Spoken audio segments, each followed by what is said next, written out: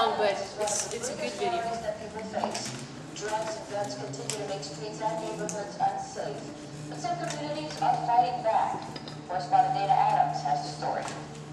Oakland American State. Yes, I'm calling about gunfire. The gunshots. Any time of day or the night, you hear the gunshots. About 5 to 6. Every time you wonder, are they shooting in the air? And if they are shooting in the air, the bullets will come down, but you never know where. Like many people who live in drug-infested neighborhoods across America, these Oakland residents are caught in the crossfire of the business of drugs. A bullet came from my kitchen cupboard. A bullet came through the kitchen. The bullet came right through the kitchen wall. I was leaving the kitchen one evening and I heard a noise and that bullet went. Came in through here, went through that wall, and ended up over my roasting pan on the other side. In your roasting pan, one side slug, a 45. What went through your head? It could have been my daughter standing in here. We could have been killed. What sets these residents apart is that they have found an innovative way to fight back, a method that doesn't rely on the cops, Order court is now in session. but instead seeks relief in the courts, small claims court. The project is called Safe Streets Now. The Safe Streets Now program empowers people to take back their lives, to have control of their lives. Molly Wetzel started the effort in 1987 when she learned that California has a public nuisance law that allows residents to sue the owners of drug houses. Residents claim their peace and harmony is being destroyed by drug dealing. You can see the garbage that you have to walk through, the broken glass. It's dangerous for any of the children to come through. You'll find syringes here, abandoned syringes and used condoms, graffiti. So tell me some of the things that are upsetting you about your neighborhood. Why are you here tonight? Michael Simpson teaches residents how to fight back. Gunshots? Okay. What we want them to look at is the business of drugs and look at it as a public and private nuisance. We present a step-by-step approach to get rid of the drug house. After teaching neighbors how to keep activity logs of drug house disruptions, a letter to the owner is drafted with an ultimatum: evict the drug dealers or face a lawsuit. On any given night, you can hear 16 shots. One after another, pause, and you hear another 16 shots. Comes down to right here.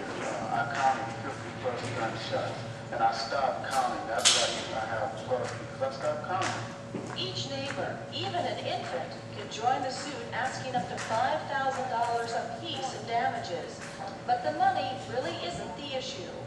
I want it to stop. It's not the money. I just want you to be able to live peacefully. This is the next target for Safe Streets, a drug-infested neighborhood in East Oakland. Some residents here may have their doubts, but the group's track record speaks for itself. In the past 4 years, they've closed down 286 drug houses in Oakland alone, and courts have awarded neighbors more than $760,000. This neighborhood is one of their success stories. When you come to neighborhoods like this, after a Safe Streets Now action, and see the white picket fences and the yards being taken care of, it is wonderful. That's community. That's our village. It's nice that on the street it is a peaceful, calm, serene place. Thank you, God. Not just residents are applauding Safe Streets Now, police also welcome the help. I think it's outstanding because what it does is it gives the police department what we've been asking for years. A committed community who's willing to help us to solve their problems.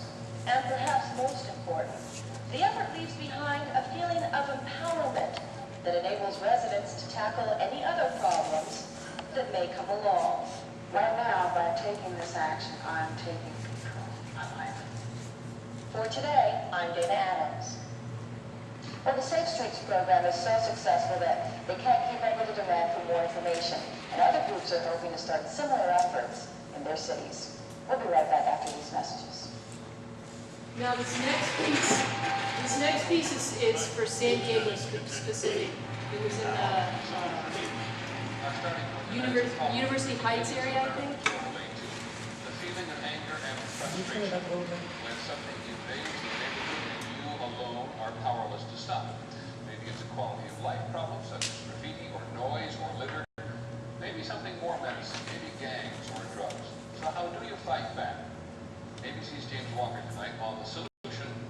which comes down to 5 words. In union, there is strength. It's 7 a.m. and San Diego police are making their 22nd arrest this year at the Berkshire Motel. I don't want to. Okay. Police say the motel has long been a magnet for drugs and prostitutes, which they can do little to control. We can make arrests out of here, but we can't close down a business. But the police did have a solution. They told the Berkshire's neighbors, homeowners, business people, and church members to contact a nonprofit organization called Safe Streets Now. It's a resource for people who rid their neighborhood of nuisance problems. Bob Hyder teaches neighborhood groups how to document a nuisance, negotiate a settlement, and if necessary, sue the property owner in small claims court. The virtue of small claims court is that it's fast, cheap, and effective. Plaintiffs don't need lawyers. In California, it costs only $15 to file suit. Maximum damages per plaintiff, $5,000. But the real power is when neighbors come together to act as a group. 42 people file suit against the owner of the Berkshire. That's 42 times 5,000 for a total of $210,000. We have had the prostitutes come into our business, solicit, and ask customers, are you looking for a party? Used condoms are found on church property. Our attempts to sell the house have been futile. Always the reason given by potential buyers, the motel next door. But the owner of the Berkshire said he had done nothing wrong. I'm not a lawbreaker, and I'm not deliberately a person who tries to subvert the law or anything else. The neighbors say Paul Watts has no right to operate a business that hurts the community. The judge said he'd review the case and mail the parties his ruling. Safe Streets Now is confident. They're accustomed to winning these cases. 18 months ago, we had a major drug and gang problem at this address, so we forced the owner to evict those tenants. Safe Streets Now operates in 28 cities and 6 states. It's been in San Diego for 2 years. In that time, neighborhood groups have forced 84 property owners to evict gang members and drug dealers. They've also solved 51 other community problems. And they've done all of that by threatening to sue the owners in small claims court. The Berkshire Motel's neighbors received the judge's verdict. Judgment for plaintiff in the amount of $5,000. I can't believe this. The 42 plaintiffs won a total of $111,635, the result of neighbors working together. They're the ones that can make the difference. I think that's the real solution to the problem. The owner of the Berkshire will appeal, but Safe Streets Now has never had a court decision overturned. Peter? Jimmy, you mentioned that Safe Streets have been successful in 6 states, I think. If it's so successful, why not more states? Shortage of money. It gets no federal money, it gets no state money, it relies on private foundation money. Right now, there are some 100 cities that are waiting to participate in a 2-day seminar. Okay, Jimmy Walker, thank you very much. If you need more, inquire of us.